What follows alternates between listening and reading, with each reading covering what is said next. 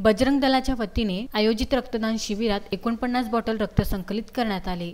कारसेवेमध्ये बलिदान झालेल्या कोठारी बंधू स्मरणार्थ व गलवान घाटीमध्ये शहीद झालेल्या भारत मातेच्या शूर सैनिकांना श्रद्धांजली वाहण्यासाठी तसेच जागतिक महामारी कोरोनाच्या विरोधात लढा देण्याची सामाजिक जबाबदारी पाहता व रक्ताची गरज लक्षात घेऊन लॉकडाऊनमुळे रक्त संकलन कमी होत असल्याने रुग्णांची गैरसोय टाळण्यासाठी 5 जुलै रोजी देवराव दादा हायस्कूल तिवसा येथे रक्तदान शिबिराचे आयोजन केले होते। या कार्यक्रमास प्रमुख पाहुणे म्हणून बजरंग दलाचे अमरावती विभाग संयोजक संतोष सिंह गहेरवार, जिल्हा संयोजक विपिन गुप्ता, जिल्हा महामंत्री बंटी पारवाणी, चेतन वाटणकर, पटेल, तिवारी, पंचारिया, जोशी हे उपस्थित होते। तिवसा येथील बजरंग दलाचे सर्व पदाधिकारी व कार्यकर्त्यांच्या परिश्रमाने हे रक्तदान शिबिर पार पडले। या रक्तदान शिबिराला अमरावती जिल्हा सामान्य रुग्णालयाचे प्रमुख डॉक्टर अविनाश कुकडे, प्रमोद भक्ते, प्रवीण कळसकर, पूजा हजारे, गायधने मॅडम, नितीन बोरकर हे प्रामुख्याने उपस्थित होते।